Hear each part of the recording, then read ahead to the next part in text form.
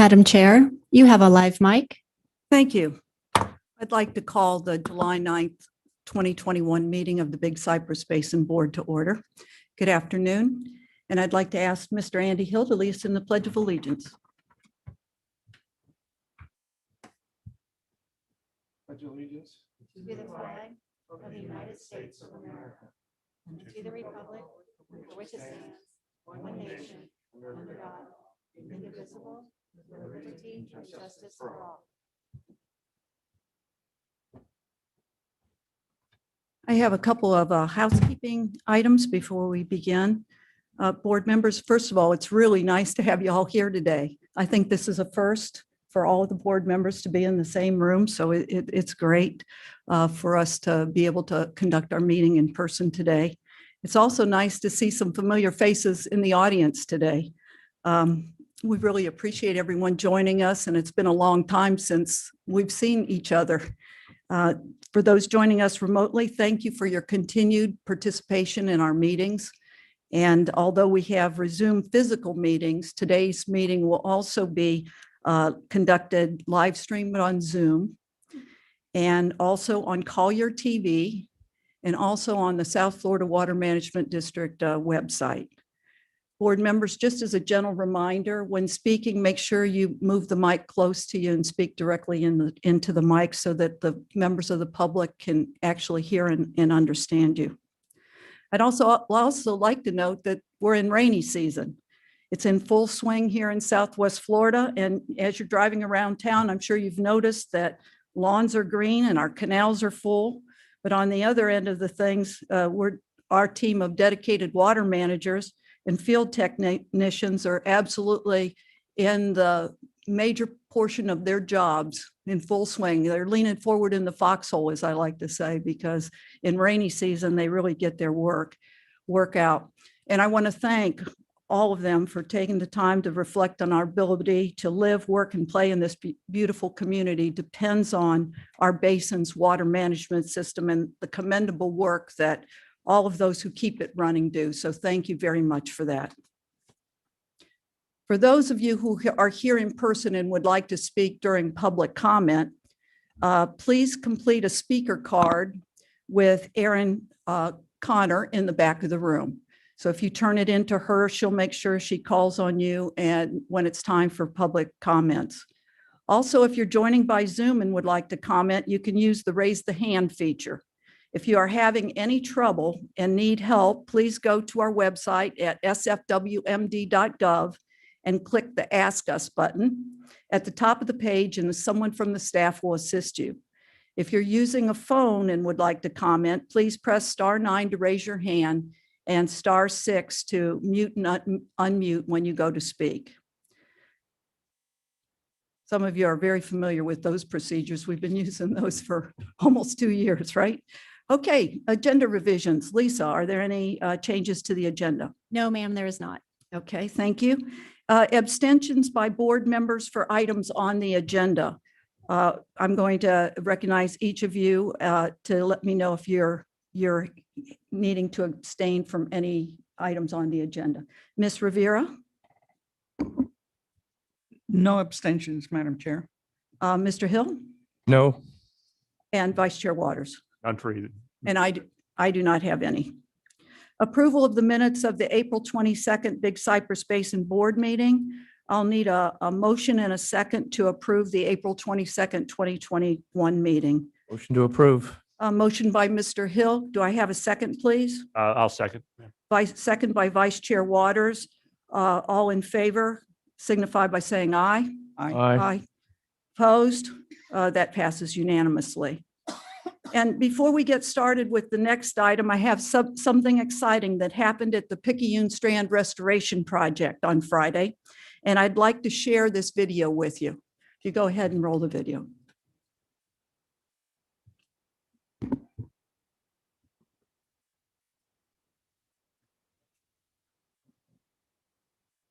Well, as I look out, this is just an amazing sight. We're seeing the pump stations all turned on here at the Back Union Pump Station, and to see this volume of water actually move and serve its purpose in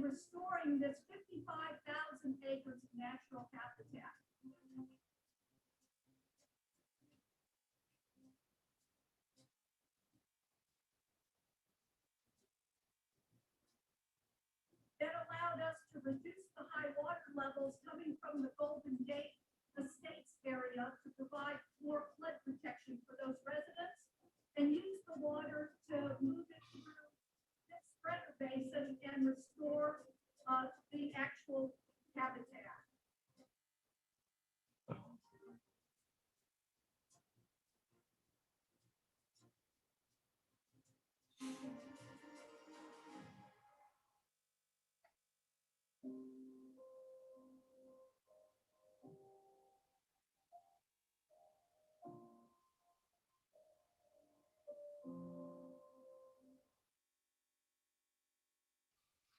That was just an amazing sight, and it was amazing to be there. And I want to thank Gabe Margasak and his teammate Scott Hennessy from the communications teams. Gabe is a drone pilot, and he really did a terrific job on that video to show that water spilling over the spreader basin and headed down to those plugged areas and onto the natural habitat. So I want to thank them for that. And I think that Vice Chair Waters, you were the only one on the Big Cypress Basin Board in August of 2019. But for the purpose of explanation, at that meeting, the U.S. Army Corps of Engineers was requested to come and give a presentation on the Picayune Strand Restoration Project. And then Lieutenant Colonel Jennifer Reynolds came with the project manager, Scott Basin, and probably a few other folks, and the incoming deputy commander for the district, Todd Polk, who still serves in that position. And during that presentation, just to give the board an update on the Picayune Strand Restoration Project, we discussed what could we do that could maybe allow for us to work more in parallel rather than sequentially. Could we be doing some more canal plugging so that we could get the pumps going? And our modelers are very smart folks at the district. Akeem Awasana in the lead, did some modeling with the Corps of Engineers and found out that they could plug an additional 3.3 miles of those of the Faca Union Canal. And it's just been amazing how quick that work has progressed. In January, the Corps began plugging the Faca Union Canal. They were finished last month, and due to the water conditions that were determined by our head engineer of the basin, Brad Jackson, we knew that we had to release some of that water for flood protection, and all the stars were aligned, and we were able to turn those pumps on in this weekend. So I just wanted to share that with you because it was certainly an exciting thing for me, and I want to thank the U.S. Army Corps of Engineers for their efforts on this and their continued efforts. They have begun construction on the Southwest Protection Feature and full speed ahead here to get this project, one of the first CERT projects to be authorized over the finish line. So I just want to share that with the board because that's some background with that discussion that started here. So thank you. And thank you for that great video. The next item is public comment. We look forward to hearing from anyone in the public who would like to speak. And there are 2 opportunities during this meeting for the public to participate on items that are not on the agenda. We'll start with public comment from those who are in person, followed by anyone joining us remotely. So Erin, do we have anyone signed up for public comment? Yes, Madam Chair. In the room up first, I have Meredith Budd, followed by Brad Cornell.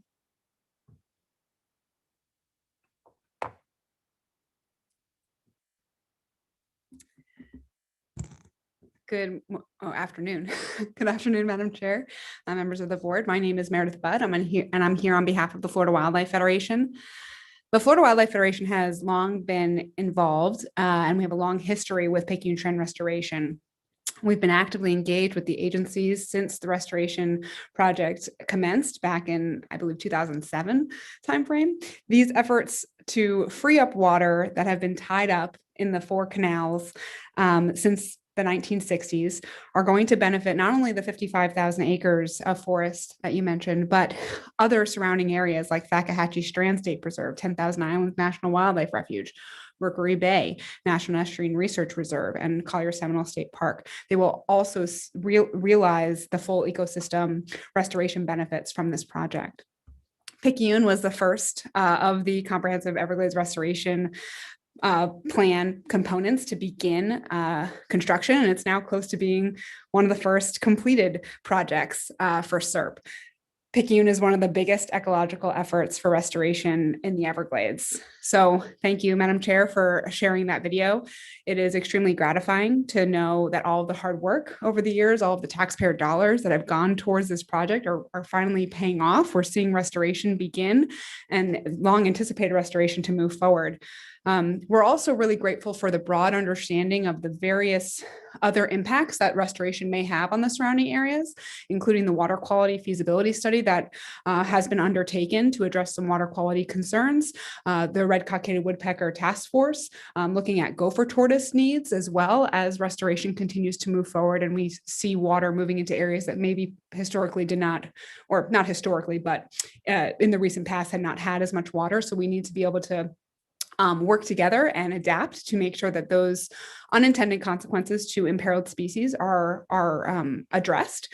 And of course, the water quality feasibility study, we thank the district for supporting that. And we still want to see a parallel process as we move forward to look at maybe the source of these pollution issues. And so working in parallel to the feasibility study outcomes to reduce the sources of the pollution that we see coming into the project area and surrounding areas. So again, Madam Chair, thank you for the video. It was fantastic to see. And the Federation is very, very grateful and pleased to be a part of this process with you and to see restoration moving forward. So thank you so much. Thank you so much.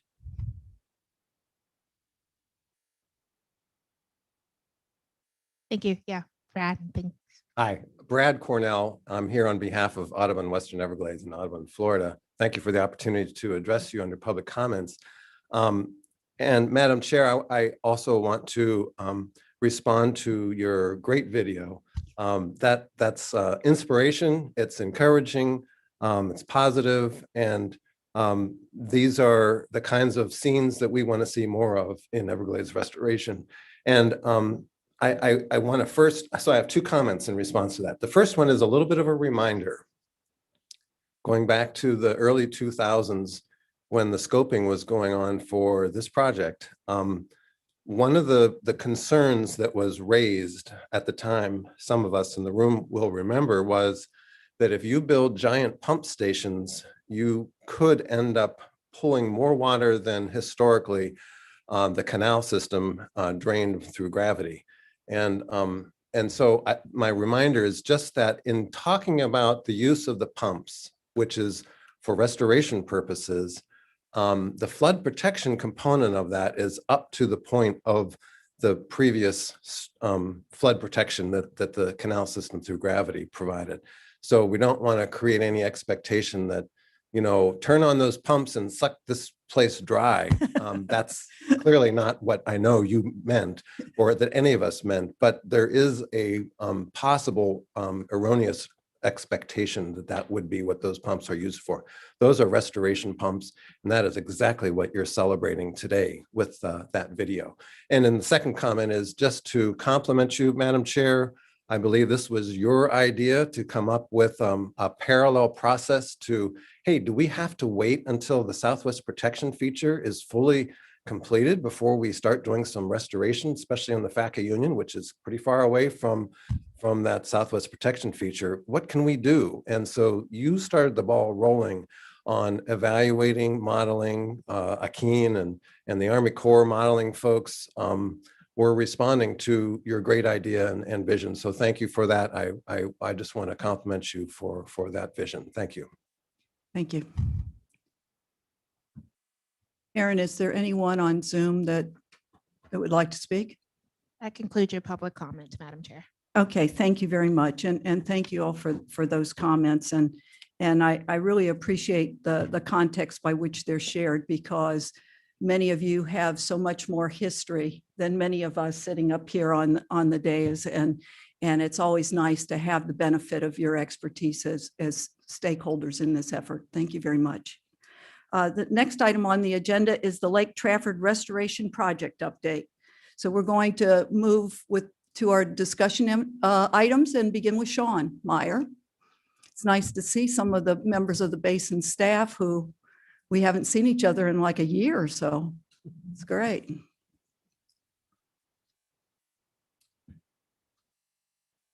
Hello, my name is Sean Meyer, lead project manager for the Big Cypress Basin.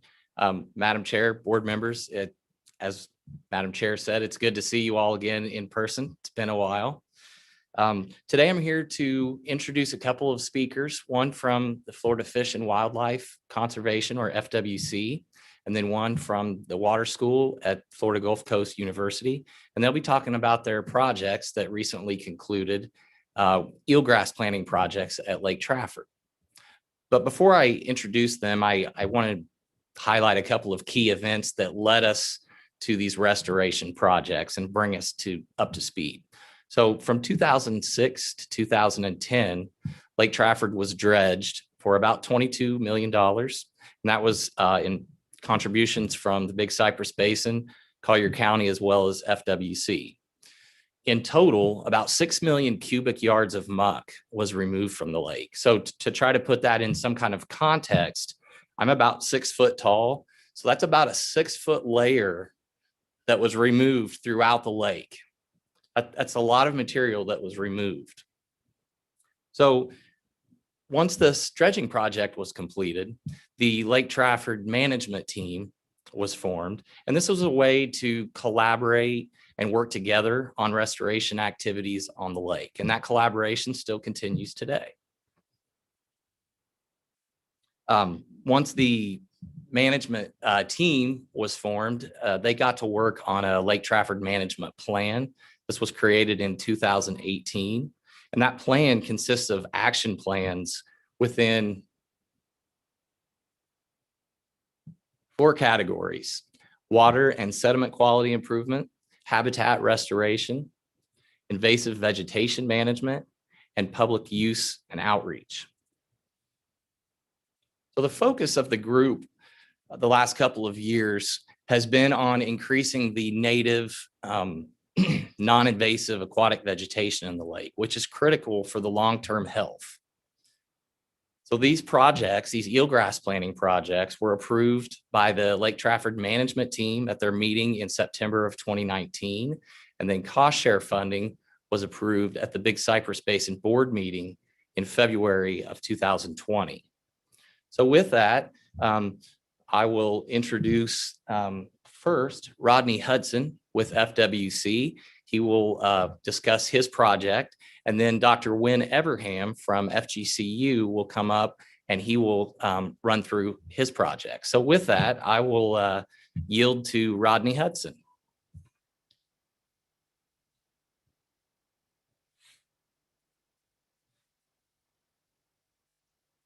This is for this slide. Okay. Okay. Hi, good afternoon. I'm Rodney Hudson with the Florida Fish and Wildlife Conservation Commission. I'm a biologist in the Aquatic Habitat Restoration and Enhancement subsection. I've been working on the lake for about 10 years. And today I'm going to talk about our planting project, eelgrass, that we planted in May of last year. So let's see, I'll start with the first slide. Okay.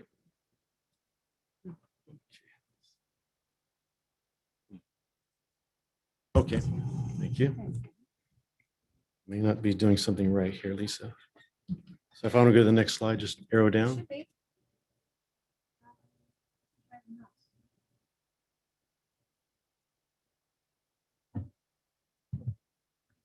Okay. Did you do that, Mark? Okay, so this first slide is really about why we plant, or why we wanted to plant eelgrass. Eelgrass is known as Vallisneria americana. And besides being great for water quality in the lake, it is also great habitat for fish and wildlife. The photos show kind of a good example of a healthy bed of eelgrass, the photo to the left. And the photo in the middle is just a sample of the eelgrass out of the lake. And then the photo to the right is a flowering plant. Next slide. So I'm going to talk about our project. The project really began in 2019 when we requested funding through our funding program, the Aquatic Habitat Restoration Enhancement subsection. And that funding was approved in early spring of 2020 and then official when our fiscal year started in July 1st.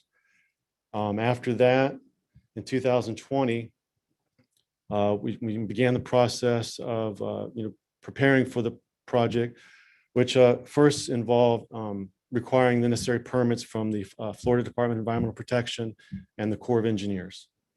Also during that same period, with working with Sean, we applied for funding from the Big Cypress Basin, which was approved, of course. The next step was to go through the procurement process and hiring a contractor, which was official somewhere, I guess, in April. The work was actually conducted in May of 2020. It involved 3 sites in the lake, which I'll show you a map on the next slide.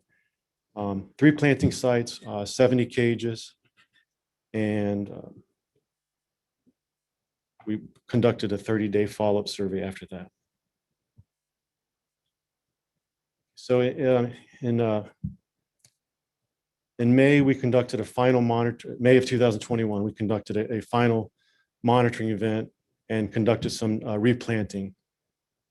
Florida Gulf Coast University helped out with the project with monitoring on a regular basis at the 3 sites.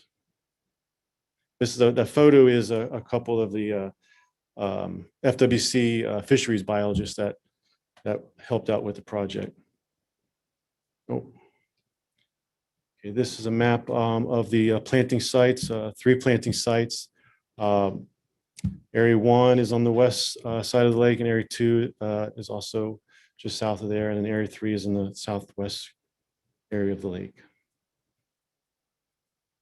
This is a photo of the plants before and planted. We conducted an inspection of the nursery for the contractor that was hired.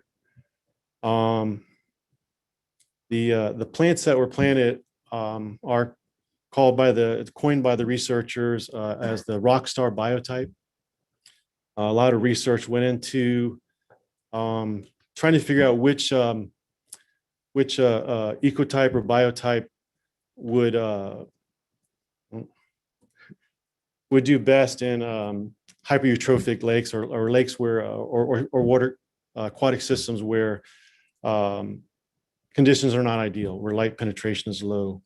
And also, as part of the contract, the plants were provided in biodegradable peat pots. Oh, not working again. Mark, can you advance it if we're having problems at the podium? Okay, thank you.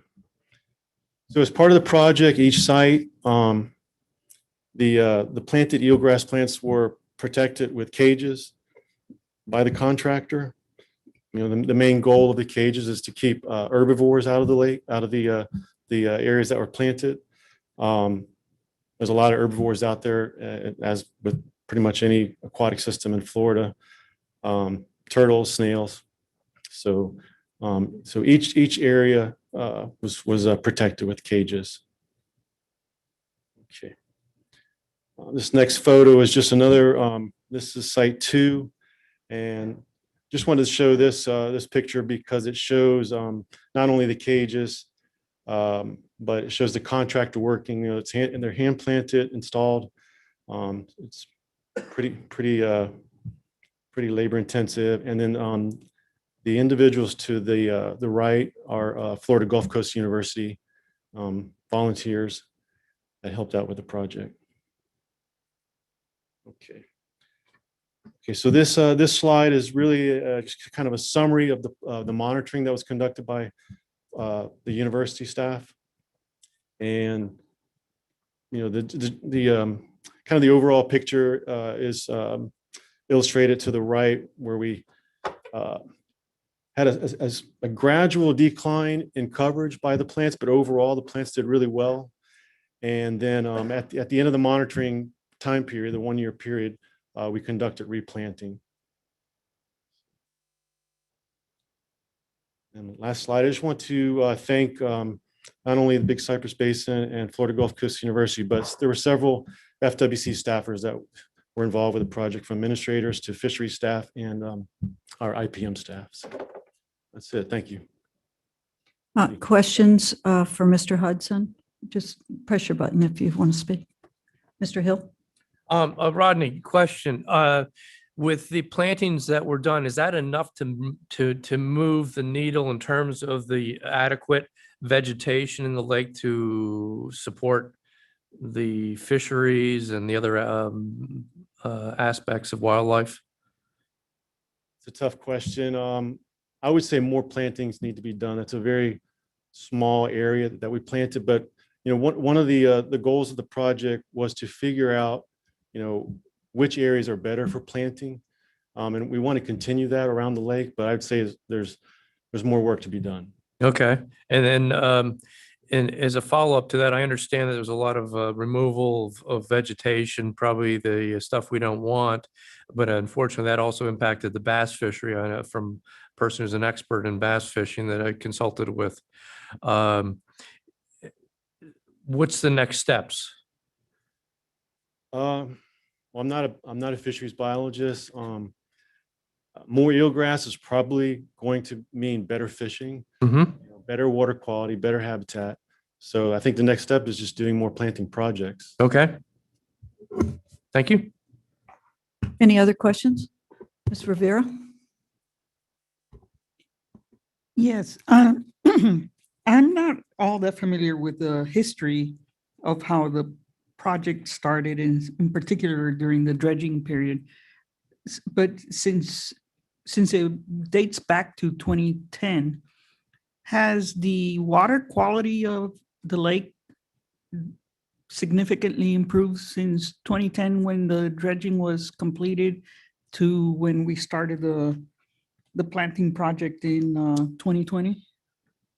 Another good question. I'm not involved with water quality monitoring. I know that the county does a lot of monitoring in the lake. The lake's still considered a hyper-eutrophic lake, so I don't know what the specifics are as far as the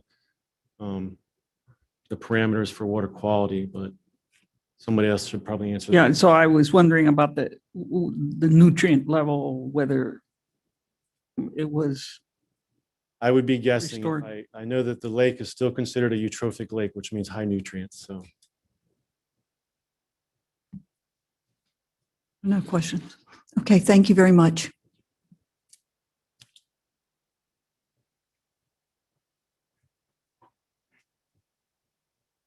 Now, Rodney's got me scared about whether I can drive this thing. Good afternoon, everybody.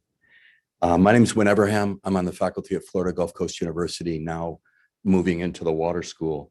I'll be presenting today, including work of some of my partners, Kylie Porter and Helen Midney, who both graduated from our graduate school just this last year, and Dave Seeley from Johnson Engineering. So this is a real nice example of a private-public partnership. And then, as Rodney talked about, and that I'll revisit, some really interesting interagency collaboration for the project. And then I'm going to get Sean mad at me and go off script for just a second.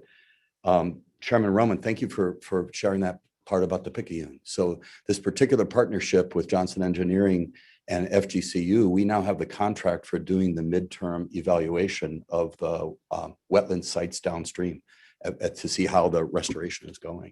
And so I'm really excited about it. I'm trying to draw in one or more of our videographers from campus, because just like what you showed us, this is Gabe that shot the no, it's not. No, it's the drone pilot, Gabe. Yeah, sorry, I thought I saw the same hat.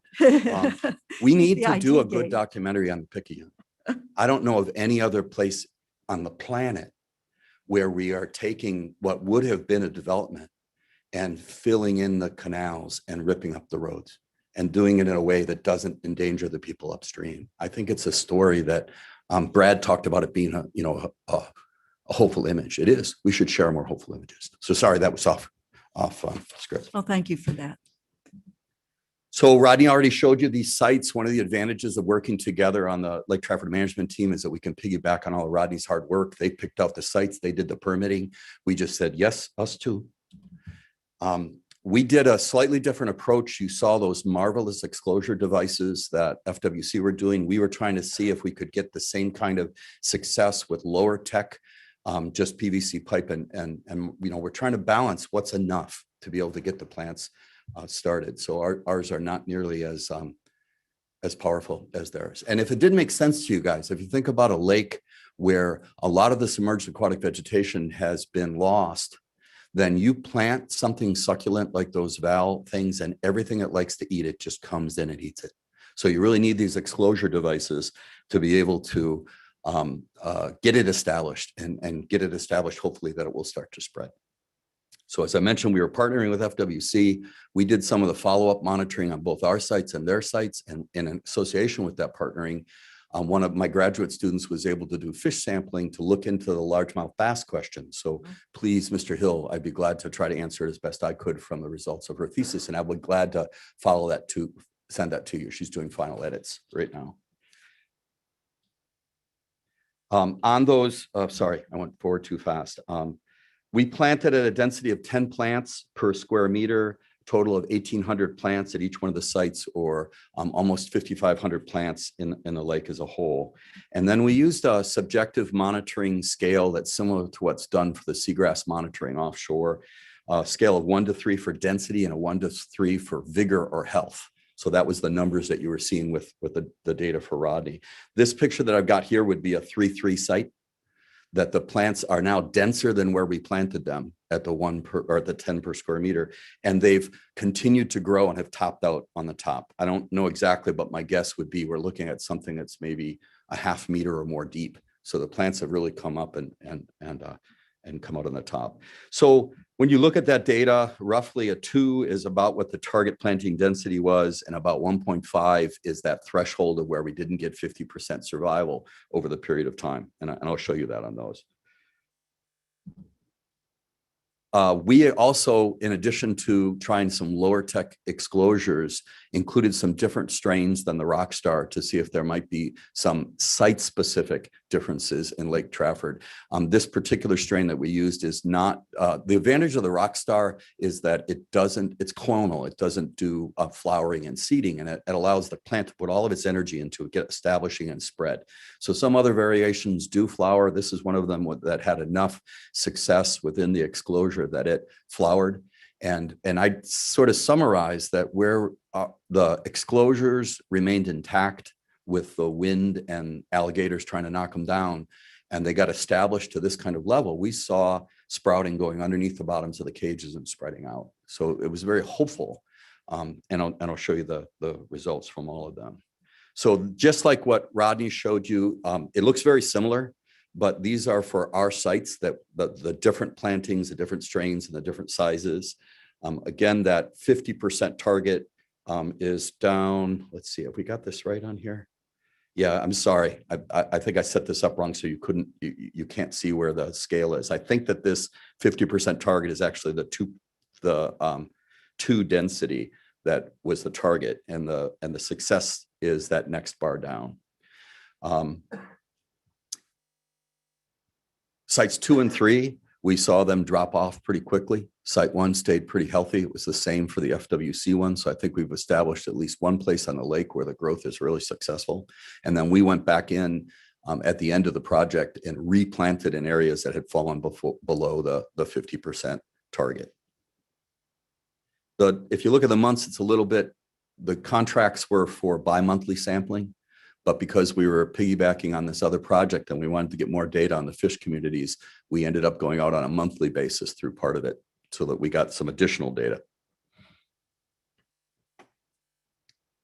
And yeah, I was quick, wasn't I? So far, Sean. Yeah, I do want to hammer this again. I've really appreciated the leadership from the Basin Board in pulling together a management team. It involves all the agencies that are working on the lake. It gives us opportunities to share what we're doing, and it gives us opportunities to collaborate and get synergy in association with that. Mr. Waters, did you have a question? You look like you're getting ready. No, not yet. Okay. Agreeing with you. And then if you look carefully at that data, you could argue that at 2 of our sites, we failed. And that I want to point out that the success of this kind of restoration is incredibly dependent on things we have no control over. And so what happened was the lake came up really high last year and stayed high for a long time. And the lake is still turbid. Our target on our management action plan is to get Secchi disc depths, that's those measurements of clarity of the water, of over 1 meter. And they're about 1/3 of that right now. So we have a ways to go. And until we get to that point, we will run into some places where plantings don't do as well as we want.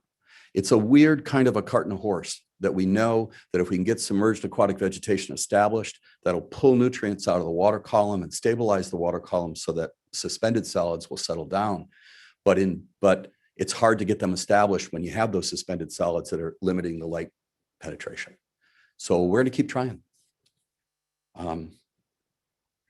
It's really critical then to deal with those in-lake nutrient and turbidity issues. My answer to your question would be the lake's better than it was. My measure of that is that we're not dealing with fish kills every other year. But it's not there yet. We need more clarity in the water, and we need to really get a handle on incoming nutrients, both in the groundwater and on the surface flow. So there's more opportunities to do that. As I was putting this talk together, I realized that it's really a good timing of this. 10 years, 5 months ago, this Sunday, they celebrated the ending of that dredging. And I think a lot of people thought we fixed Lake Trafford, and not realizing that the dredging was the first step towards a long journey. It took us 40, 50 years to mess it up. It's going to take us more than 10 years to fix it. So we got a little bit more to do before we're able to return Lake Trafford to a popular and productive sport fishery, recreational and tourist destination, and to a healthy lake ecosystem with diverse native plant and animal communities. I read that directly because that's what's in our management plan. I'm ready for any questions. Okay, great. Thank you. Are there any questions from the board? I'll start. Edwin, in terms of, you mentioned a number of times about sources of nutrients coming in. Is there any definable creeks, rivers that are more obvious than others? I was preparing for today. I was on Google Earth trying to find different spots, primarily where I want to go fishing someday. But it helped get my thinking as to where there would be creeks or some obvious points that you could target then with various forms of filtration. Yeah, there's a canal that's right next to the marina that comes in. Okay. But it doesn't drain a lot. And there's a slough just to the south of that on the eastern shore. Both of those are potential target areas for inflow. Mm-hmm. There was a graduate student working with my colleague Serge Thomas who installed groundwater devices in the bottom of the lake, which is exciting with all those alligators and it's very dark. But there's a significant amount of the nutrient load that comes up through the groundwater. So it isn't going to be a single solution. And I think it's important for the board to understand that. I mean, lots of times we have a complex system and we think, just find me the right Band-Aid, and it's going to be a whole bunch of Band-Aids that they'll be able to do it. Okay, thank you. You also asked about the largemouth bass. So what we were able to document is a paucity of natural regeneration of largemouth bass. We're not sure why, but over 9 months of sampling, we did not get any fry bass that we assumed were coming from the natural fishery. So like many systems in the western part of the United States, for the near future, we're probably looking at maintaining a bass fishery by an ongoing stocking program.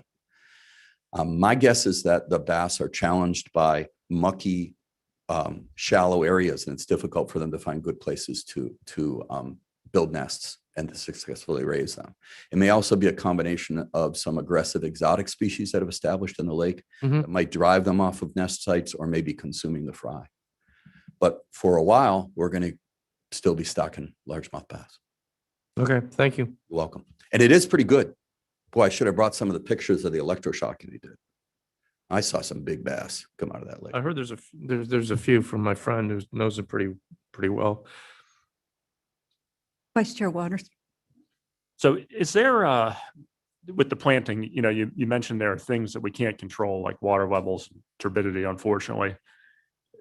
Is there a point at which we get some resiliency in these plants once they're established? And so our thought should be, that maybe we plant on a measured approach, and then that way, if we have a year where water is too high, too low,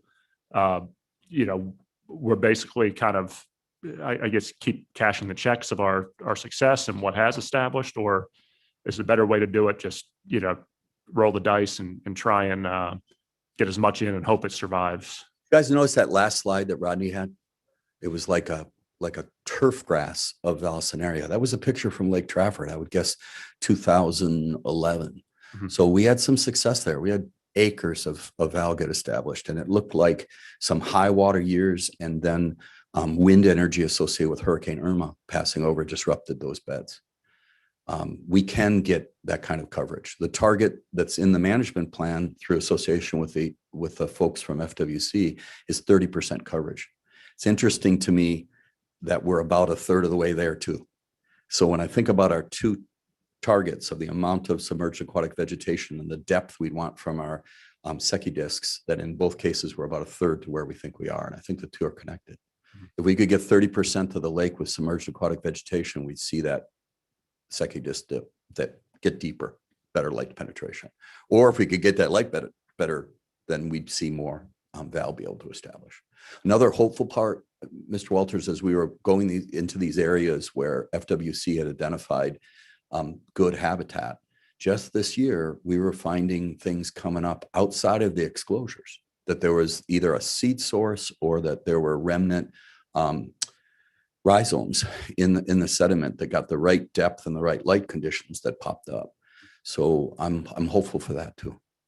Anything easy we can explain between sites 1, 2, and 3 as to why one was more successful, or is it just sort of? Yeah, I'll take, it might be good if Rodney could answer that too. If you had asked me, I would have said just the opposite. I was looking for some harder bottom with the data seems to indicate that an organic content of around 30% in the sediment would be optimal for Valsenaria. Of the 3 sites, site 1 was the most muck filled. I mean, I grew up in Michigan. I remember what it's like to walk through a snowdrift. There are times where I was tired walking to my sites because it was knee deep in mud. And I thought, this site's not going to make it. It's too organic rich. And that ended up being the best site. So you asked me a question and my answer was, I was wrong, I guess. So we're still figuring that out about what's going to work best. Okay, thank you. You're welcome. Yes, I have a couple of questions. Did you have a map or did Rodney show a map that had the sites locations on the lake? Yeah. Okay, so my question had to deal with why site 1 performed better than the other 2 sites, and they're pretty far apart. They're not close together. And you talked about water levels in your presentation. Can you expand upon that a little bit? How would water levels fluctuate so much between those 3 sites, if that was what you intended to say? Yeah, it wasn't. So I think that the answer to the success of site 1 and the lack of success in 2 and 3 is going to be tied to something about the sediments rather than the water levels. The effort was to hit those plants at about the same water level on all 3 of them. So we kept track of the planting depths. They were not significant, less than a decimeter differences between the enclosures. But when the water came up, it came up fast, which is hard for the plant to keep up with. And it stayed up high for a long time. And so you put dark water on top of plants that need light. And unless they're able to keep up with it, they're not going to make it. So some of them did, a lot of them didn't. And are you saying that site 1's water level didn't get as high as the other 2 sites? No, I got no evidence of that. I think there's something in the sediment that made the site 1 work better, even though the water level rose at the same. I don't remember us doing, I'll go back and double check the data, but I don't think there was any significant difference at all in the planting depths at those 3. And when the lake comes up, the lake comes up. That's what I thought. And when you said water levels, I wanted to see the map to refresh my memory. I'm wondering, how could the water levels be that different if that's what attributed to the success of Site 1? But what you're saying is that's not the case. Yeah, maybe I should rephrase that. We're always careful about, I mean, you guys gave us money to do all this work. At some level, all three of them failed. And Site 1 failed less than Site 2 and Site 3. Now, Site 1 had enough, but what I wanted to see at this time of year is that we'd go out and every single enclosure was a 3-3 and there were plants coming out of the bottom and spreading out. And we didn't have that. I have a special place for Lake Trafford. When I was in the Florida Master Naturalist Program, it was being dredged. Mm. And as I return now to the Big Cypress Basin Board, we're trying to restore it. So I'm wondering what happened in between those two and the $22 million taxpayer investment. So I'm relying on the smart guys and gals out there to participate in the Lake Trafford management team. And I attended one of those meetings to see how the interagency worked, to come up with some, solutions and some ideas to help us move this forward. If we're stacking dirty water over SAV, we know we know the answer to that. We need to find a solution to, move this along.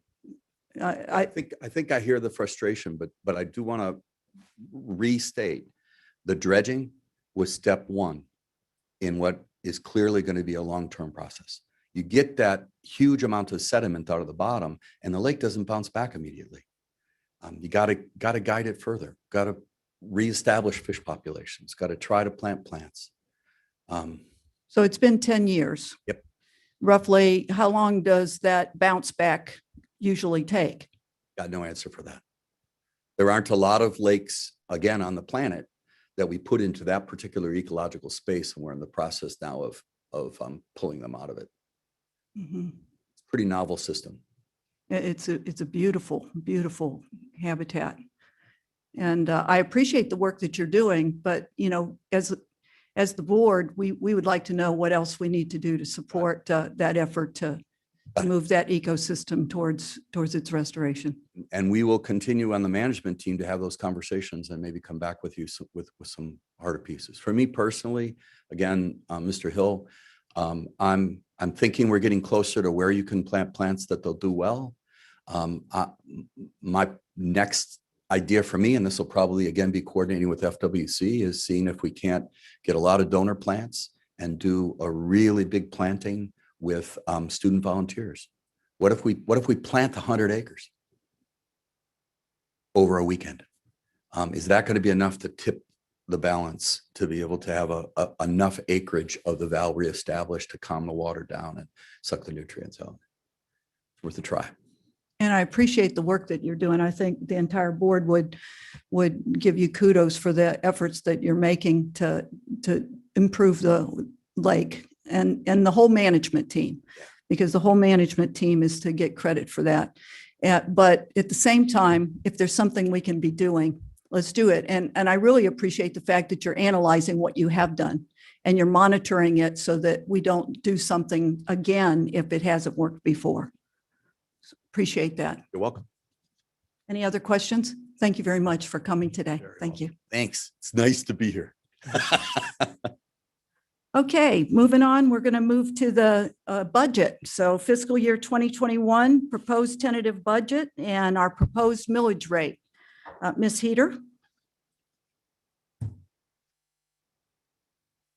I haven't seen Candy in almost 2 years, I think. So it's great to see you today. Thank you. And it's wonderful seeing each of you and seeing your smiling faces and to be able to look at your faces and into your eyes as I speak. So thank you. So today I'm going to discuss, as Madam Chair said, the fiscal year 2021-2022 proposed tentative budget and millage.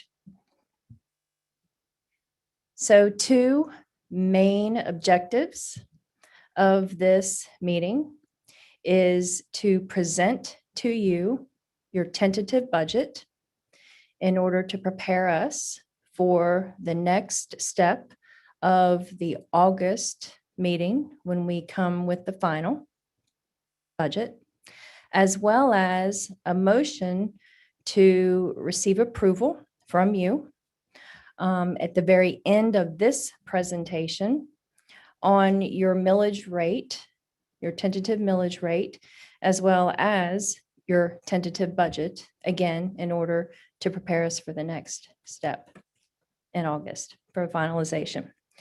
So I will briefly go through the budget timeline to see all of the progress that we've made and then what we have before us.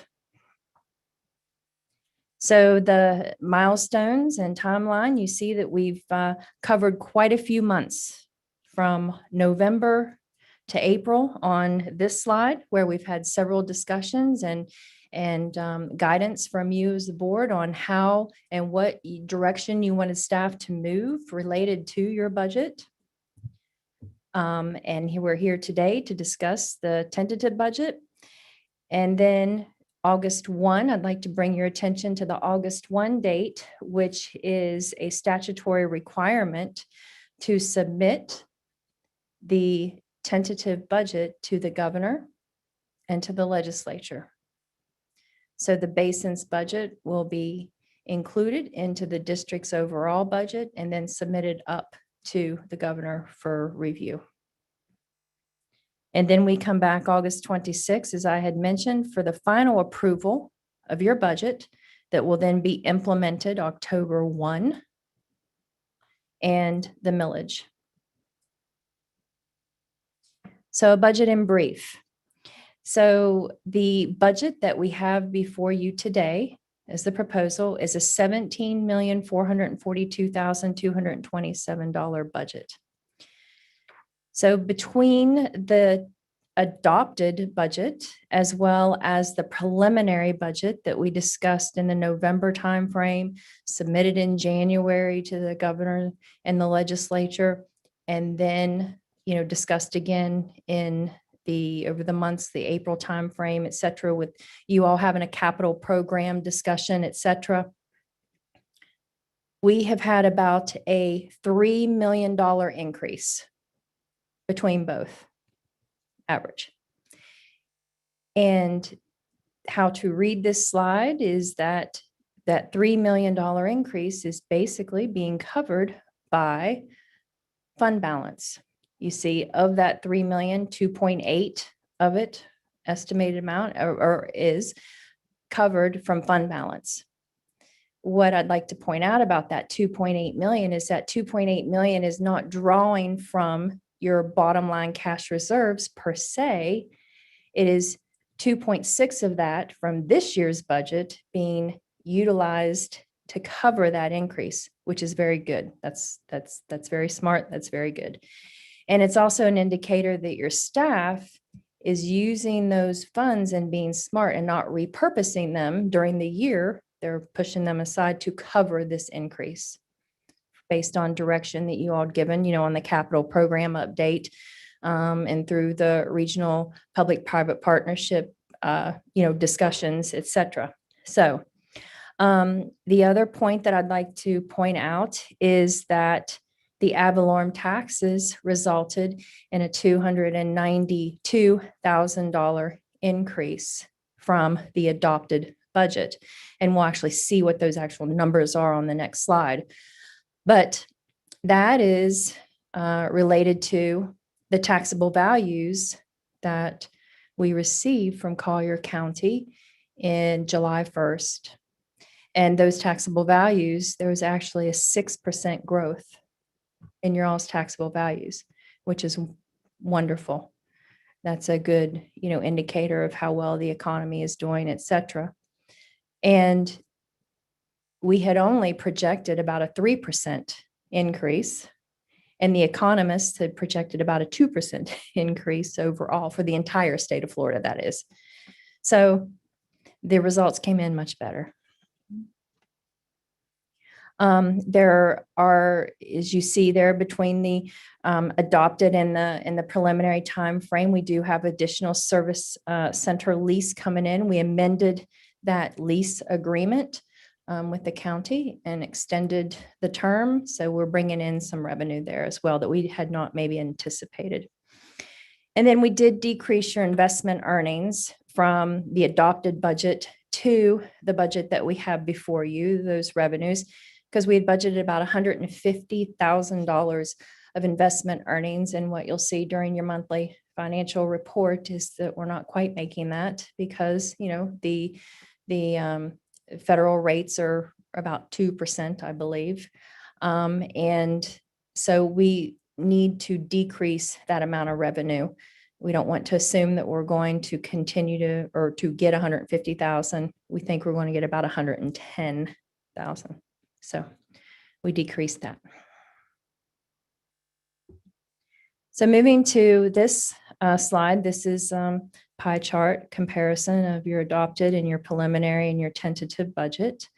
And what you see very stable revenues. You see that your taxes range from about the 70% in the 70% of your revenues coming in. In tentative, it drops down to 64%, but that is because your fund balance has increased from the 20% to in the 30s.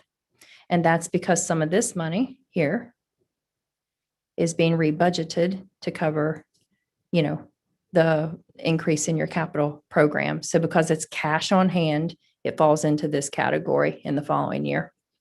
And you'll see in your monthly financial, you're collecting all of your tax revenue. So the rest of your revenues are very steady, as mentioned, except for, like I mentioned, we decreased your investment earnings down. So you have stable revenues.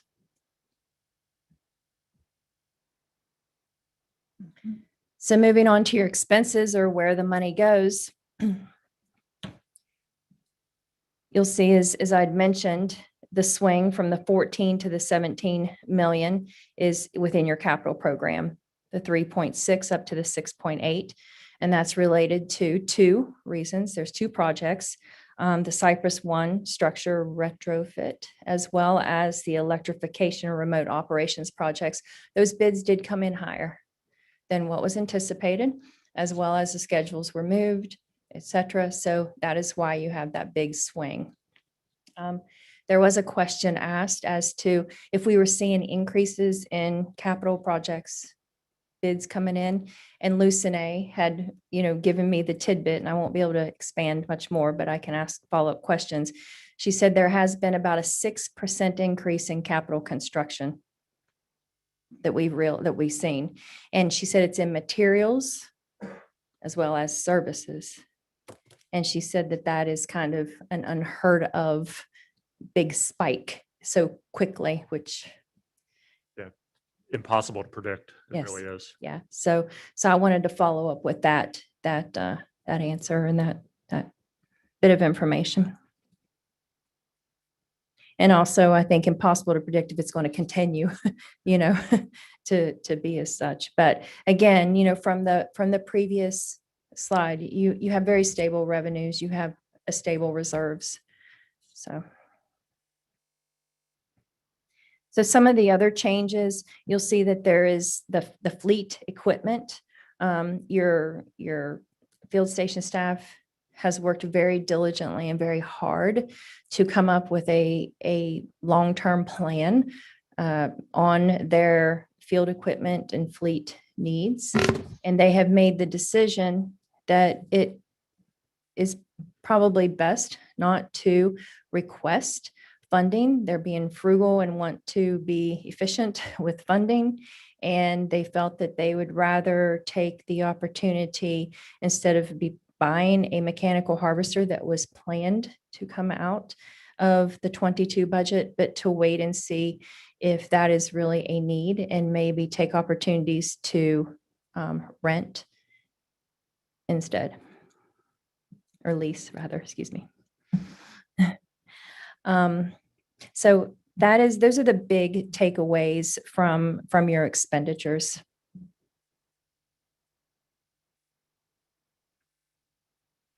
So moving on to the proposed millage rate. So the fiscal year 2021-2022 proposed millage rate.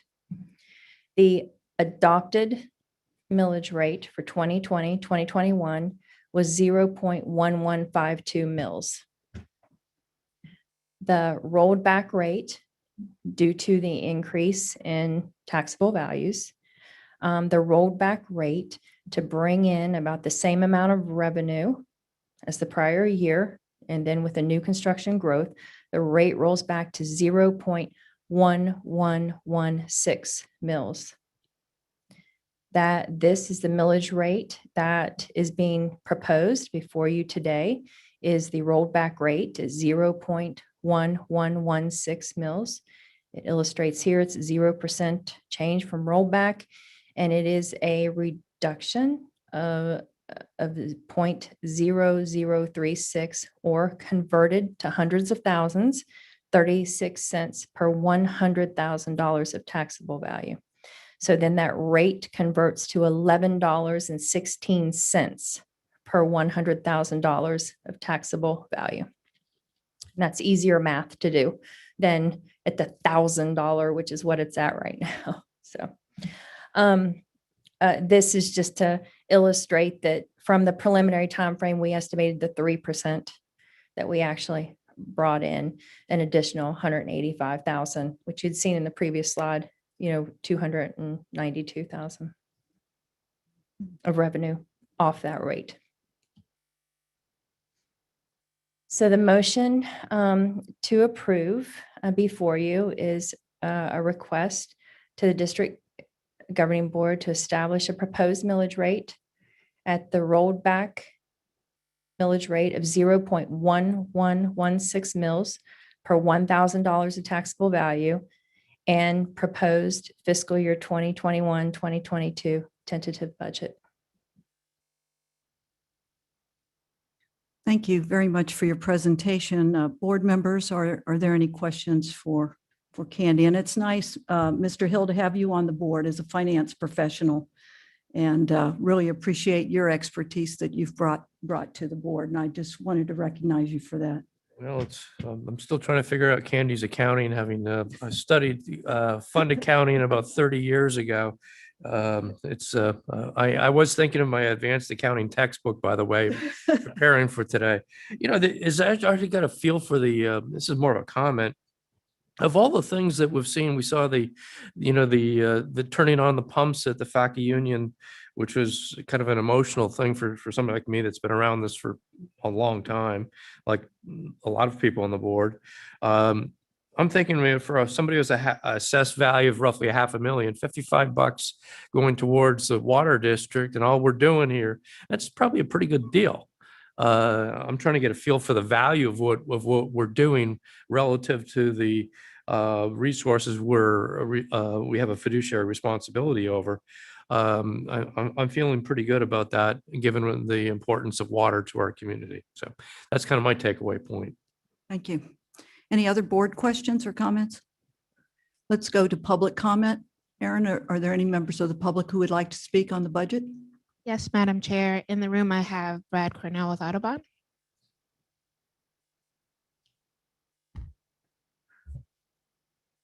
Good afternoon again. Thanks for again offering me an opportunity to comment, this time on the budget.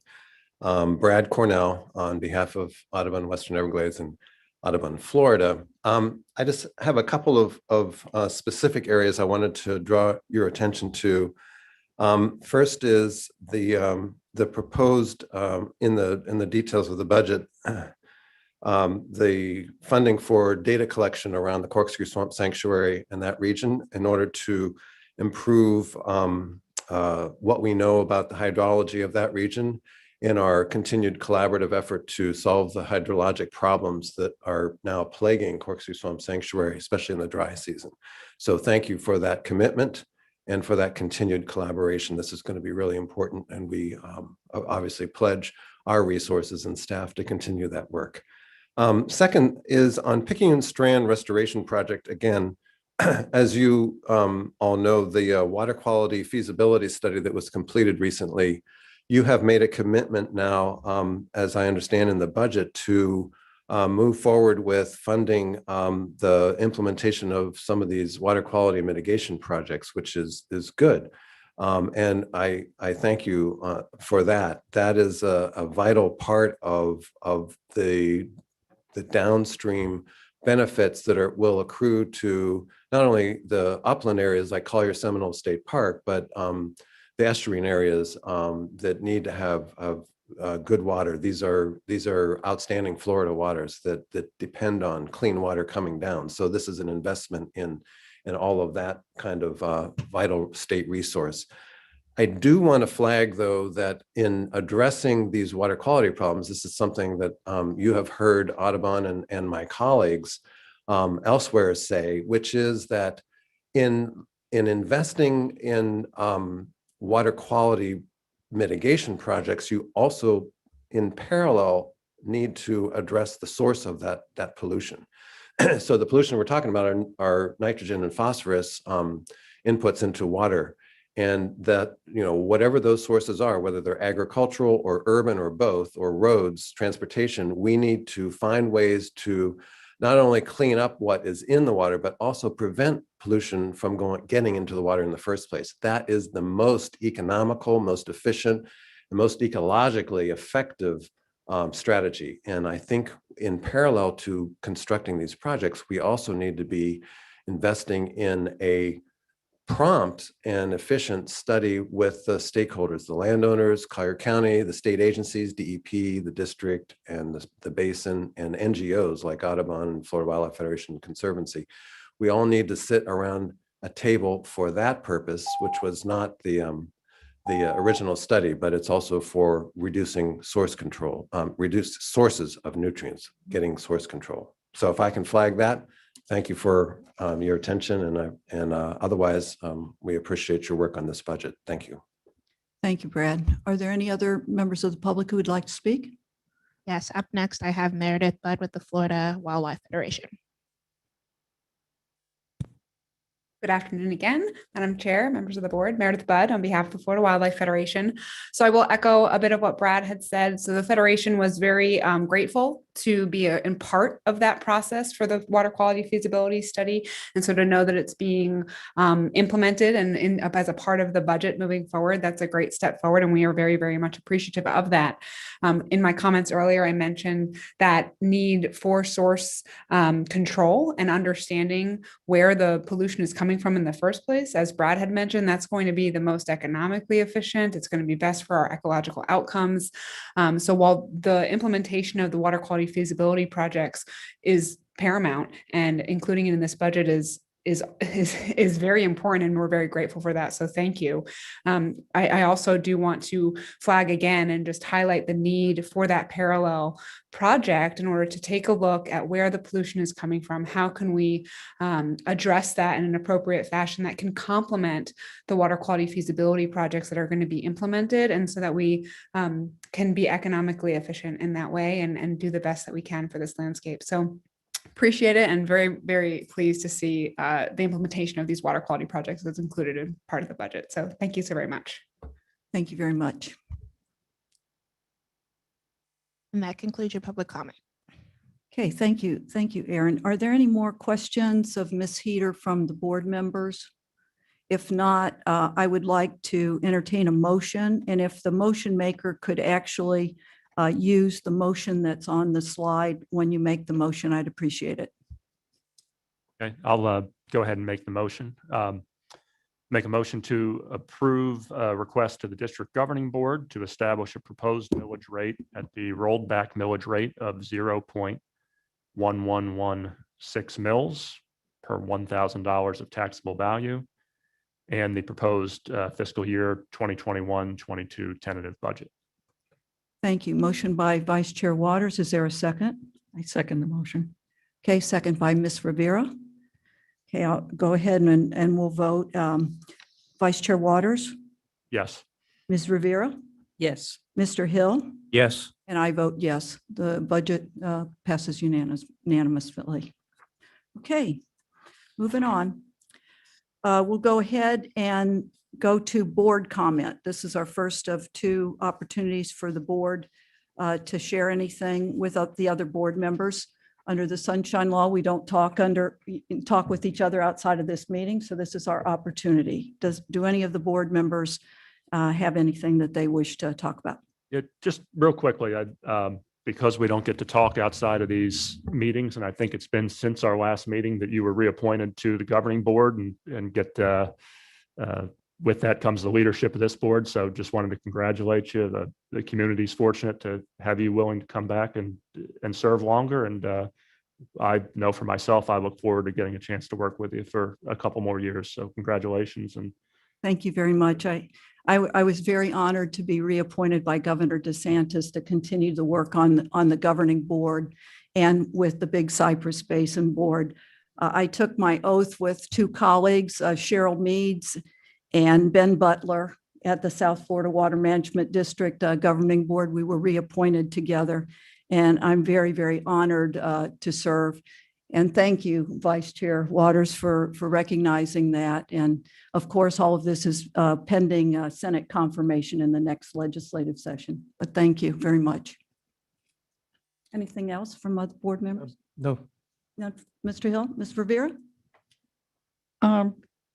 Yes, I was wondering, since the boundaries of the BCB decision to table it until a future state happened after our last board meeting, what your thinking is on whether it's going to be coming back or whether that's been taken off the table. Well, one of the efforts that I didn't get a chance to share with you, and this is with my governing board hat on with the agency director, Southwest Florida Management District Agency Director, is that he's been working with Lee County on a memorandum of agreement on specific support and projects that they have identified that they feel that they need help with. So that is underway in terms of an effort that we hope will address any concerns that they may have and get them the help from the actual South Florida Water Management District that they need. Which is actually very positive, given that it's remains in the family as at the South Florida Water Management District, which instead of impacting individual budgets that otherwise just burns a lot of calories and it doesn't move the objectives forward. Yes, and I feel very optimistic that there's been progress made on that memorandum of agreement, and that we'll get them with the help they need. Thank you. Okay, anything else? Okay, thank you. And we'll move on to the technical reports. The first report is the field station activity report with Juan Bethencourt. Sorry, we need to take a quick recess if that's okay. Okay, we'll take 5 minutes. Thank you. Okay, 5 minutes. 2:48. We'll come back at 2:48.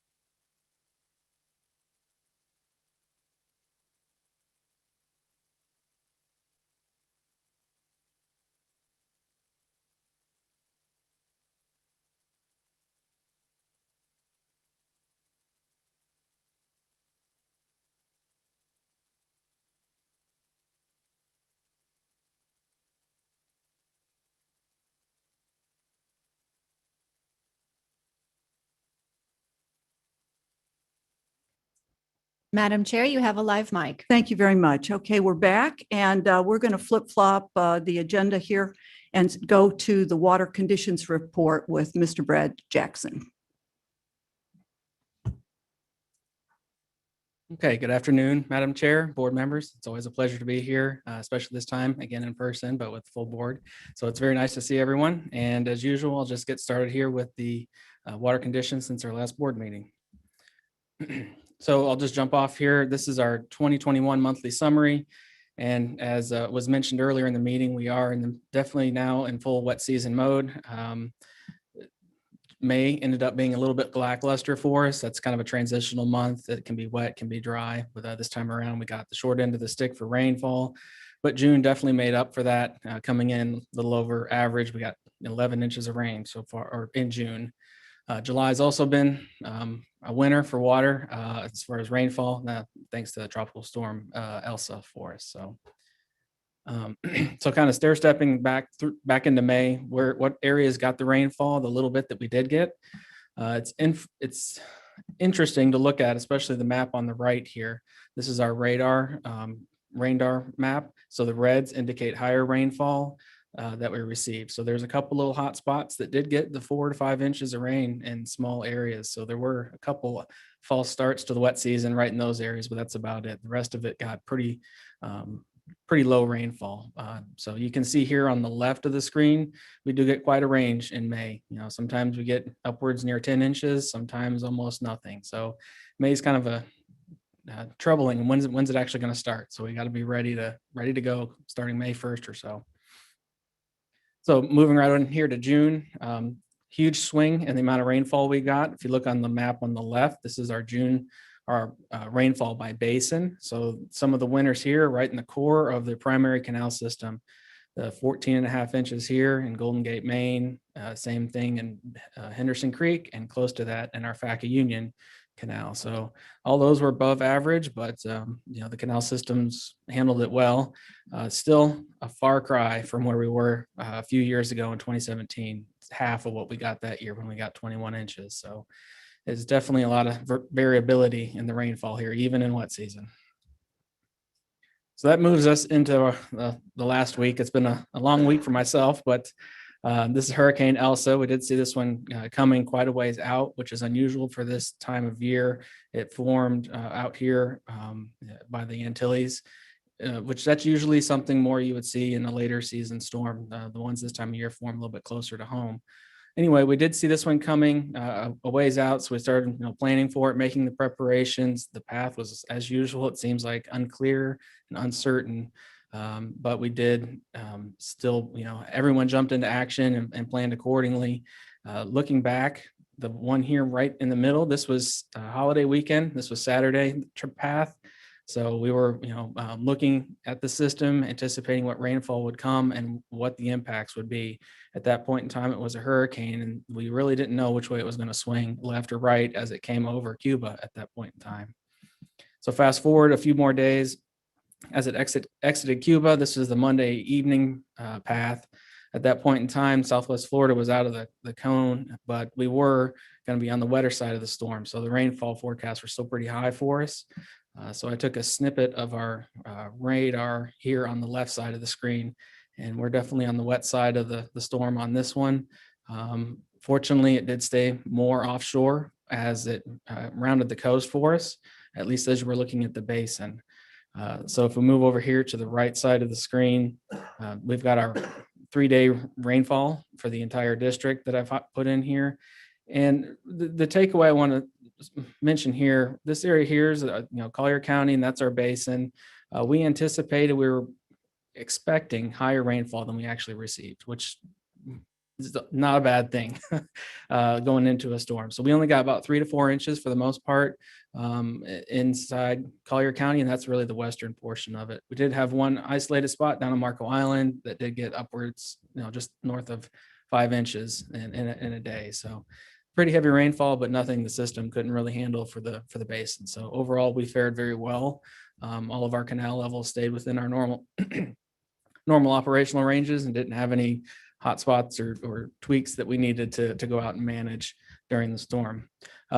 We did see, in the northern part of the district, Lee County, portions of that area did get 10+ inches of rain. So that's not that far away in terms of a storm. So we were prepared for that type of rainfall to come here. So overall, it was a good first storm, hopefully only storm of the year, but a good dry run, good test run for everyone. And I did want to thank the field station. I had them out there Monday morning, making gate changes over the holiday weekend. So they were on it and very responsive. So it's always much appreciated. Makes everyone's job easier. So getting away from the storm a little bit, let's look at the water year summary. Again, this starts in May. I don't always like to look at it just as the calendar year. It doesn't really show, it maybe overemphasizes the late dry season. So looking at just starting in May, where should we be this time of year? And really, even with the dry May, the above average rain in June and July so far, because we're only in the 8th or 9th of the month right now, we've already got 3.5 inches. So we're above normal for July so far. So we're really right at normal, much like last year, and we've only got about a 1/2 inch deficit. The district, we did look at the actual start date of the wet season. It was called on the 28th of May. I know we haven't met since then, so I just wanted to point that out. And that's right about normal, maybe a little bit later than normal, but right about where we should be. So moving and looking at how much flood control have we actually moved out of the system? How much water have we moved from our freshwater canals to out of the system to the tidal areas?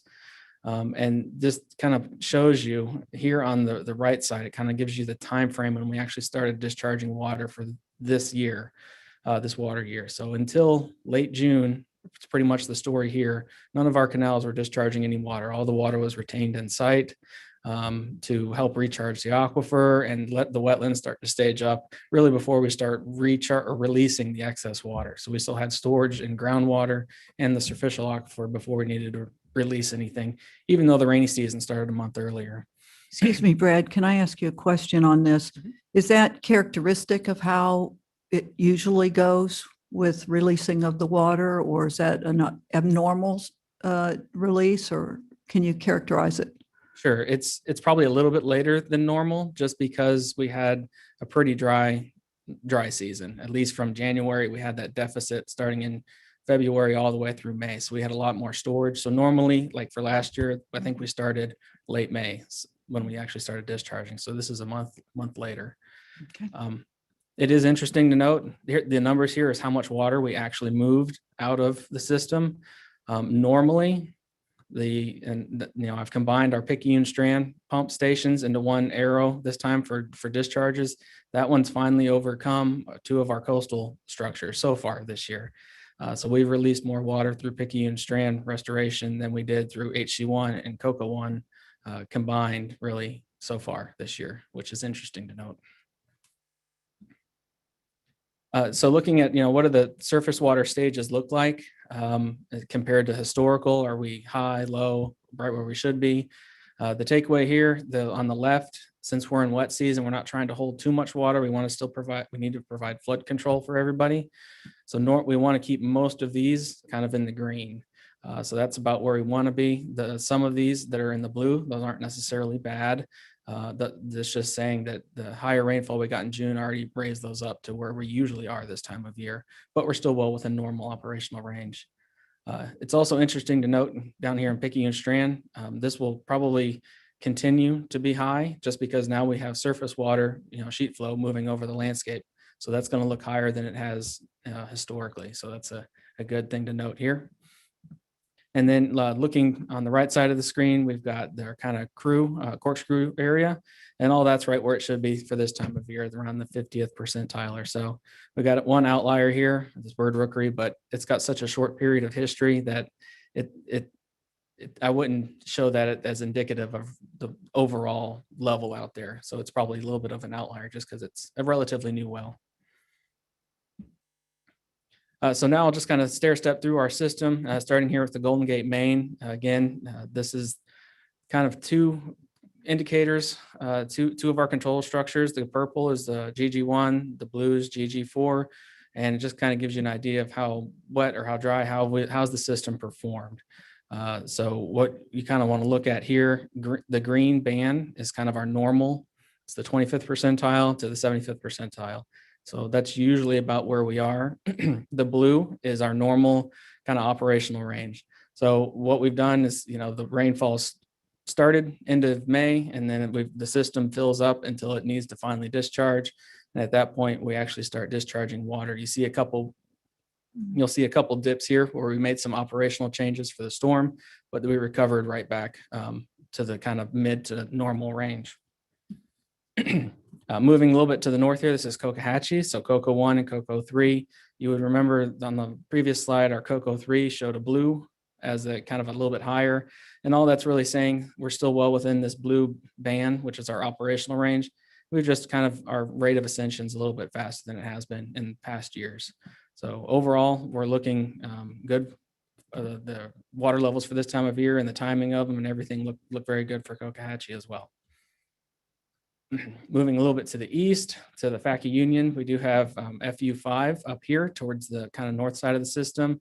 And towards the south, FACA Union 1. We both see the recession end late May, and then come to where we are now. So we're well within normal ranges for FACA Union number 5, where we've already starting to come back up from the last storm event. The eastern portions of the basin did receive less rainfall from the storm, so it takes a little bit longer to recover and get back to where we'd like to see them, but still it'll get there, or it's going to rain this weekend, I'm sure. Over to Henderson Creek, similar story here. They hit the bottom towards the end of May and started our ascension up for wet season. These two control structures don't get operated too frequently. The Henderson Creek 1 hasn't been operated yet, with the exception of one day in advance of the storm. So really, we try to hold as much water as we can there. We have considerations downstream. We want to retain as much water as we can in the system. So it's kind of a balancing act. So for Picayune Strand, this one's a little bit different than I've shown in the past, just because we've got the FACA Union pump station online this time around. So I wanted to start including that pump station as well. I'll start here on the right. This is a Merritt pump station. The goal and what we've seen over the course of our operations, we let this stage up a little bit in the beginning of wet season. It's got a lot of natural areas upstream, and we want those wetlands to really fill up before we start trying to pump too much and get back to our kind of normal typical ranges. And then for FACA Union pump station, we let that stage up a little bit as well. There was some work. We wanted to extend the amount of time they could work on the plugging and work in the spreader basin before we really filled it up with water. Because once that water is there, it will be there until the end of the wet season, and they won't have any. It'll be too wet for them to really work. So we want to hold off as long as possible. So the day that we had the video, you could see that's when we had these high water levels out there, and that successfully lowered those water levels in the upstream canal section fairly quickly and moved that water for restoration. It's interesting to note how much water have we actually moved out of these systems. We've only really been pumping for about 12 days so far. So not that long on both of the pump stations combined. However, we've already moved about 880 million gallons of water, which that doesn't mean a whole lot that's a lot of water, it sounds like. But if you look at the area that we just plugged, which I'm trying to highlight here, that's about 6 inches of water over that whole area. So we've already moved enough. It may not be all the way down there yet, but it's definitely quite a bit of water that we moved. So it's interesting to note that. And then this one highlights the restoration flows as well. So just 1 month ago, this was before we pumped anything at Picayune Strand, but we were still in wet season. You'll notice all of the reds here in the middle where the Picayune Strand restoration project is. We haven't moved any water. You would expect the water table to be below ground. Same thing up here in the Corkscrew area. We're still pretty much below ground, but accelerate that just 1 month. And these greens, so the FACA Union pump station sits right about here north of this kind of green blob. And that green blob indicates that's our restoration. You can see it right there at work. So the green, you can see that right here is above ground. So you're already starting to see that sheet flow represented here and you can start to see that kind of move its way south. As you know, we'll present this again in the future and monitor that and present what does the restoration really look like from this point of view. I know it'll be interesting to see it, you know, in the field as well, but you can actually visually see it here just a few days after we really started pumping, which is, I think, pretty cool to see. So we've looked above ground and look real quick here at the groundwater level trends. There's not too much of a story to tell here other than things are right where they should be for the most part. You know, our last board meeting, we were dry. There was some water conservation month. You know, we were worried a little bit more about the water supply. There weren't really any restrictions, just a voluntary. But at this point, everything's really come up well since then, which would be expected given how much rainfall we've had. But everything there is in the normal range now and will continue to be so as long as we continue to get some rainfall daily, which doesn't look like that'll stop. So looking forward, what can we expect the rest of this wet season? Well, it's a mixed bag. We don't know. I'm sure it'll rain some and won't rain other days, but the story here is we've got equal chances for above, below, or average rainfall.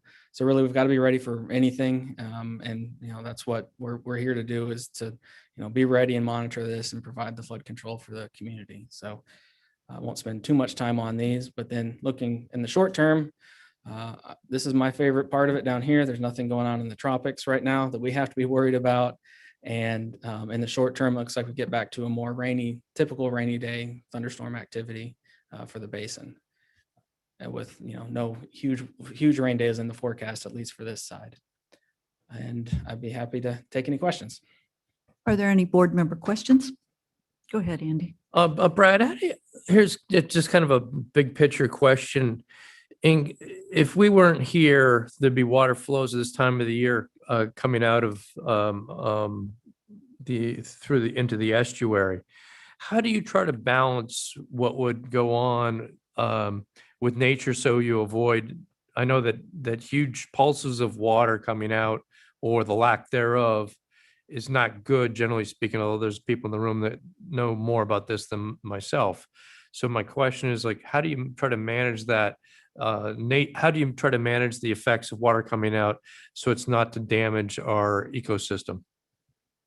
So the main, we try to keep as much water in the system as we can, so we don't release too much, but there's not necessarily a target value that we're looking for that, okay, like other estuaries, this one doesn't necessarily, we don't have that target. It's a flood control system. So when the water gets to a certain point, we have to release it. We don't have a decision point that lets us move it one way or the other.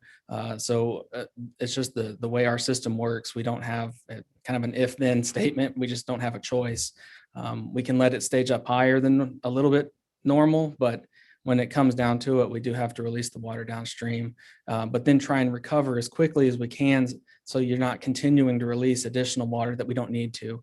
And that's nice to have some of the capital improvements we've done over the years to have more finer control of the system, so we can refine how much water we do release out of the, you know, into the estuaries.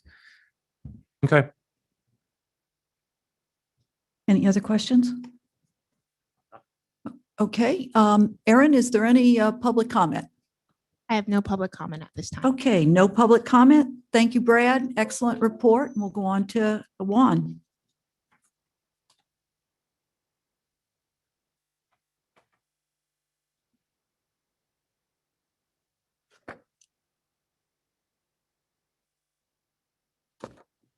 That's a good sign. All right. Good afternoon, Madam Chair, board members. My name is Juan Betancourt. I'm the field station superintendent, and I'll be reporting on some of the field station activities during this period.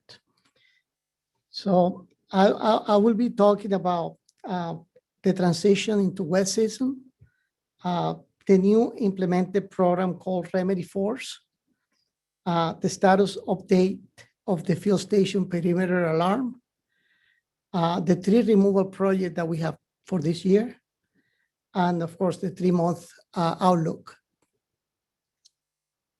So as part of the transition into the wet season and hurricane season, we had an aerial inspection of all the canals and right-of-ways throughout the BCB area of responsibility.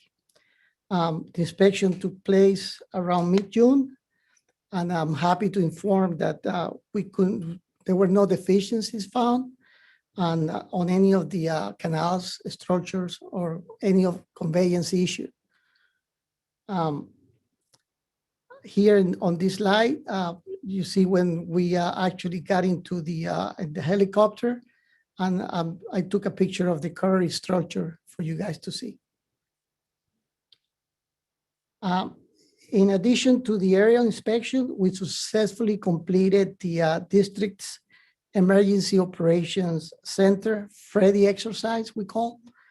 The exercise helped us get ready for any real situation, which we just had last weekend. And of course, that helped us learn everything related to this, any opportunities that we can see, and the best ways to approach any issues or challenges. On May this year, we implemented the Remedy Force program, which is a tracking device basically to track issues or concerns related to canals and structures. The water managers and the field station personnel determined different categories which we're following and we're going to keep track of. And that will be to just resolve some issues along the canals and how we're going to approach them. Juan, just a minute here. I wanted to make sure that the board, that I highlighted this point. This was in response to the board getting the updates from the field station about cars in our canals and all of the things recently that we've been having. So Juan and the staff and JJ and the field station team, along with the IT team, came together to put this system in place. So now it's going to be able to provide that information. And I thought that the extra work that you did for this slide may not highlight all the extra work that went into putting that system in place at the board's request. So thank you very much. So on this slide here, I just want to show you some of the categories that we decided to use and to keep track of from now on, and come back for you guys to see. And some of the categories are vandalism, of course, vehicle in the canal, like you mentioned, debris in the canal, bank erosion, flooding, low water levels, and any operational inquiry that water managers may have.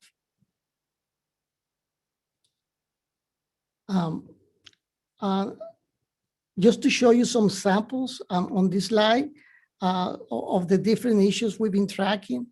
And on the category of vegetation in canal, you see some, there is one that is called grass replacement along the north bank on GG1 canal.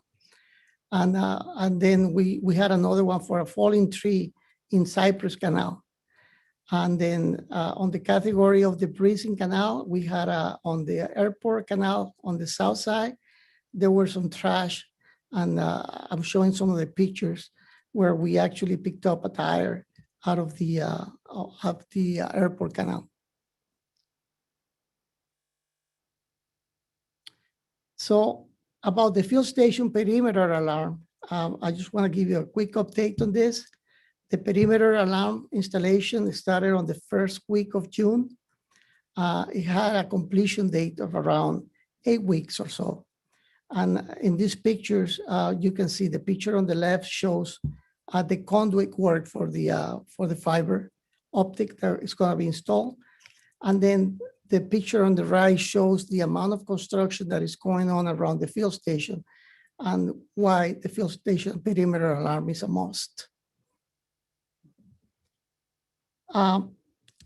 This slide shows basically an schematic of how the field station perimeter alarm is going to be integrated with the overall district security system. That's just an overview of it.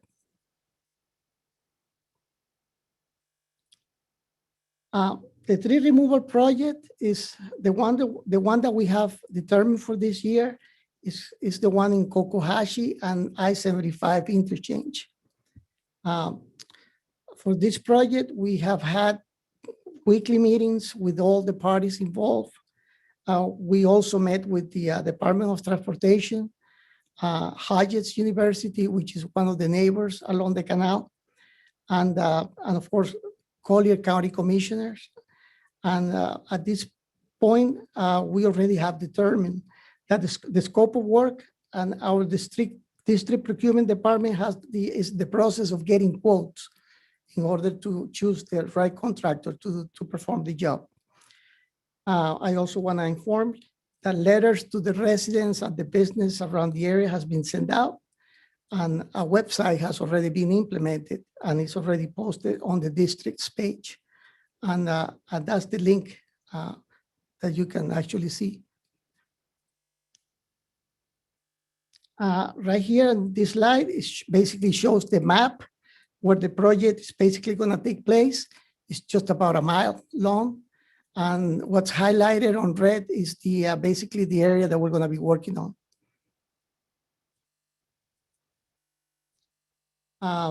Just to give you a quick samples of some of the amount of trees that we have along the canal. There are two pictures representing the trees that are going to be taken out during this project. Okay, for the 3-month outlook, well, basically, we're going to concentrate on canal maintenance. We will continue the mechanical harvesting, vegetation management, and debris removal on the different canal banks and weed barriers along the structures. On structure maintenance, we'll continue our yearly work plan by continue with our preventative maintenance to the various structures. We'll hope to execute the tree removal project that I just mentioned. And of course, we will continue supporting the orders coming from the water managers as we move throughout the rainy season. And well, by now, you guys know that in addition to our normal activities to operate and maintain the Basin's flood control system, the fuel station also provides operation and maintenance to the district's third project in the Picayune Strand restoration for the Mary, Faca Union Pumps, and Miller Pump Station. And as one of the main activities that took place during the last period was the vegetation removal of the Faca Union Pump Station spreader basin in order to get this the pump station ready to run for our wet season, for this year's wet season. For the 3-month outlook on the Picayune Strand, we will respond to any wet season pump orders and issues. We will continue monitoring, updating, and log any parameters related to our pumps, pressure, temperature, vibration, output volumes. And of course, we will continue our housekeeping, our pump station buildings, motors, and accessories. With that, unless you have any questions, that's all I have. Are there any board questions for Mr. Bethencourt? Is there any public comment, Erin? I have no public comment, Madam Chair. Well, thank you for your report, and thanks for all the good work that you're doing. You and your team are really doing some heavy lifting out there, so thank you very much. Thank you. Okay, that brings us to staff reports. Basin Administrator, Lisa Keeler. Thank you. I do have just a couple of things I'd like to mention. First is a thank you to Candy and her staff for the budget and bringing that in for landing. It is a great deal of work. And as you know from the presentation, the slides, it takes many months. And in the last 6 weeks, it's a big push and lots of hours and dedication from her team. So I'd like to say thank you to Candy. So to also bounce off of something that Juan had presented is we are seeing an incredible amount of trash in our canals. We've talked about it at several meetings.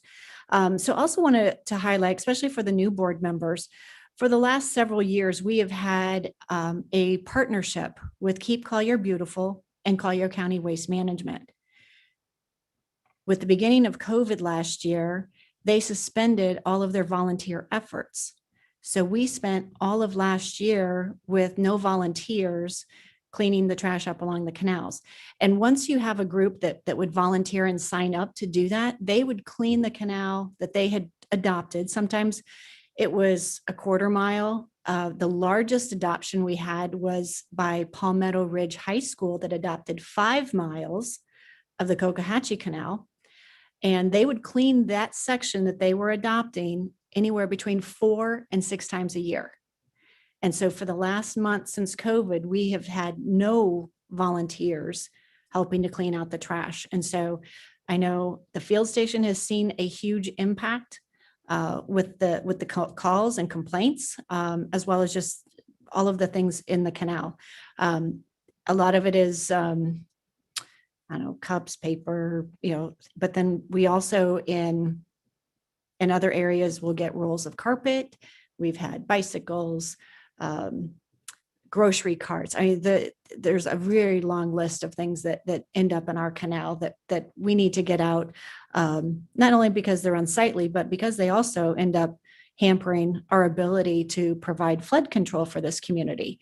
So Keep Collier Beautiful organizes this, and they have had a change in staff through COVID. I've reached out to them, and I think my meeting with them is coming up in the next couple of weeks. So we're going to try to get that program back on track and get the volunteers back out there. It's a great partnership that we have, and certainly a big benefit to us. So wanted to let you know that I'll be working on that. Super. That's Anything all I else? Any questions for Ms. Keeler?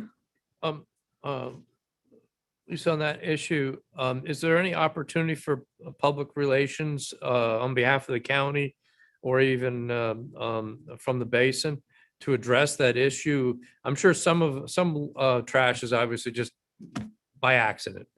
Right. Others, shopping carts and canals, that ain't by accident. No. A more intentional disposal of whatever is a way in the canal. I don't know whether we can have an outreach of the importance of the canal system for our community. I don't know. I'll work through that. That's a Okay. great idea. Thank you. Okay. Anything else for Ms. Keeler? Thank you, Lisa. Appreciate it. Okay, our monthly financial report with Ms. Heater. The work of the budget office never stops. Yes, and if I may, before I even give the monthly financial report, I as well want to thank staff. They've worked some weekends, and they have pulled 2 weekends straight and have to pull another weekend this weekend. So this is a very busy time. So I don't want to go without saying thank you to them. Thank you, Candy. And it's always over the 4th of July, as I recall. Yes, So it is 4th of July, and actually around the Christmas time frame too, because of getting ready for January. oh, we appreciate the work that you and your staff do. Thank you. Thank you. But your monthly financial report is through the month of May. You have several reports that we needed to get caught up on and to get to you. But the month that I'd like to report on is through the month of May. So for those who may not know, it seems like, why am I receiving May when it's July? And the reason why is that the period of closing our financial records is 15 days into the next month. So May closes then around June 15th. So then it is then ready for the July time period. Once you close, do your settlements, pull your numbers, put your report together. So that's why the report is May for July. Okay. So with that said, you are at 100.8% of collections. And the reason being is that you had some revenue come in that was not anticipated or was not budgeted. So since it wasn't budgeted, it's additional revenue that was collected. And that is in your intergovernmental grouping because it's from the federal government. It's from FEMA related to Hurricane Irma. Your taxes, your ad valorem taxes, you've collected 99.7%. So you're on trend. We do 10-year trends, look closer at 5-year trends, and then 3-year, we're right on trend with our collections. So this is positive because we didn't know because of COVID, coming out of COVID, et cetera. We didn't know if our collections, we knew that we would collect our money, but we didn't know if we'd collect it on the monthly basis as we have, historically. So we have done so. As I'd mentioned earlier on your investments, we budgeted 150,000 because the prior year, we were doing great in 2019, and then 20 happened, and then here we are, and we've only collected $39,000 out of the 150 so far. So we're averaging $5,000 about a month. So we probably will not make the 150. I don't foresee that being an issue because you've brought in additional revenue to cover that, as well as you will bring in additional revenue above what you've budgeted in your ad valorem, because we discount your ad valorem at a 96. We budget only 96%. Per statute, you have to budget 95%. We budget at least 95%. We budget 96% because trend shows that there's about a 4% of revenue that we don't collect. And that's because most taxpayers take advantage of paying early and getting that discount. So you should collect a little bit more than what we had anticipated, which will hopefully make up for those investment earnings. Moving over to so on the revenue side, no red flags. On the expenditure side, you all are doing very well. As you see, there's been over $5 million spent. There's $7 million under contract, and there's about $8 million available. Of that $8 million, $2 million of that is your reserves. And then as we just went through our budget presentation, and we said that there was 2.6 million that's being rebudgeted for 22. So of that 8 million, 2 million reserves, and another 2.6 being rebudgeted. The rest of the funding is to cover the remaining months. So we look good. So that concludes my report. Thank you so much. Are there any questions from the board? Is there any public comment? I have no public comment, Madam Chair. Okay, thank you very much. All right, thank you, Ms. Heater. Thank you for traveling from the East Coast to join us today as well. Appreciate that so much. Okay, the next item on the agenda is general public comment. This is another time for the public to address us on anything that is not on the agenda. Erin, is there anyone signed up for public comment? I have no public comment, Madam Chair. Okay, we got off easy then. This brings us to the final board comment. Is there any other comments by the board? Go ahead. In light of the presentation on the FACA Union pump station, I'm just wondering, and maybe this is already in the works, Lisa, is there any strategy to communicate with the media, the news outlets? We got enough issues on negative issues regarding water. This is one positive one that I think has some merit for coverage. There is a press release that went out from our communications director of Okay. the district, and it went out today, Okay. this morning. So that's the beginning. Beginning. And that is being handled by our communications team at West Palm Beach. Okay. Is there any opportunity like for a reception party, inviting VIPs, things of that nature? We haven't talked about that. I don't know how we could accommodate that at Picayune Strand this time of year. It'd be which would interesting. Be very challenging. I think Got some we're- swamp buggy people who could help out. maybe we should plan that in the fall when it's Okay. that might be an opportunity. I'm just thinking of ways for the taxpayers to see what's going on and the positive that this is what this means. Obviously, the people in the media may be one way to get the message out, and you're already on that to some extent. But Yeah, that's a great suggestion. There is an article not related to us turning the pumps on at the FAC Union pump station, but Gulf Shore Life has a article that was in the works for several months on the Picayune Strand Mhm. Restoration Project. Okay. So that's in the current issue of Gulf Shore Life. I think I saw it, but I haven't read it. But thank you for. Yes, um, and they spent several months on and off, coming out to the Mhm. Picayune Strand on that article. And I will speak with the communications director Okay. and share that as the board's desire. And we'll see what else we can do. But great suggestion. Anything else from the board members?